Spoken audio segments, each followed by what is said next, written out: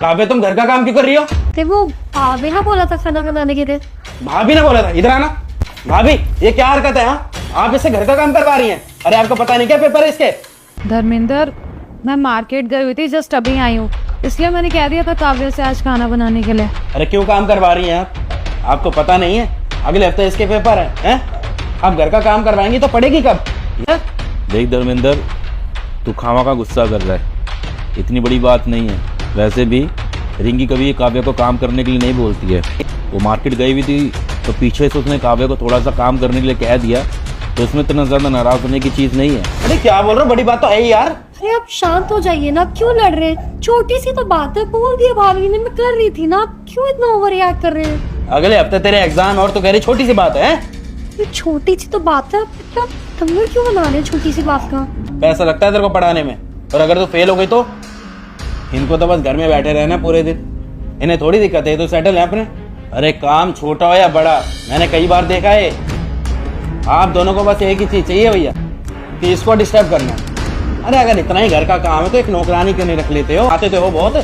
ठीक है, तू गुस्सा मत कर, तू ये बता तू चाहता क्या है? देखो भैया, मैं इतना चाह रहा हूँ कि अगर ये पढ़ाई कर रही है ना तो इसको पढ़ाई करने दो, कोई परेशान मत करो।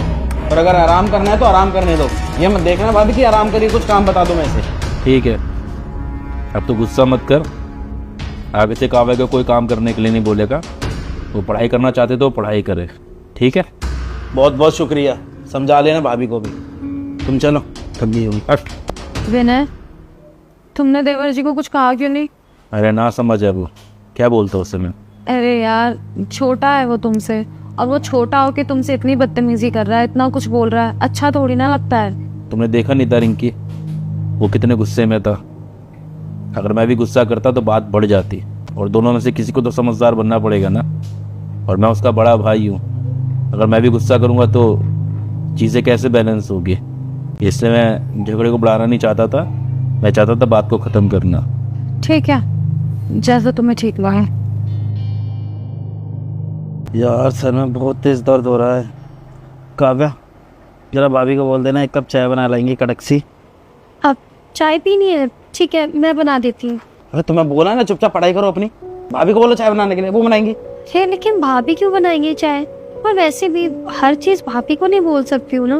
और क्या हो गया, अगर मैंने चाय बना भी दी तो पढ़ती तो रहती हूँ मैं पूरा वक्त। और आप ना जैसे भैया भाभी के साथ बर्ताव कर रहे हैं ना, ये बिल्कुल भी ठीक नहीं है।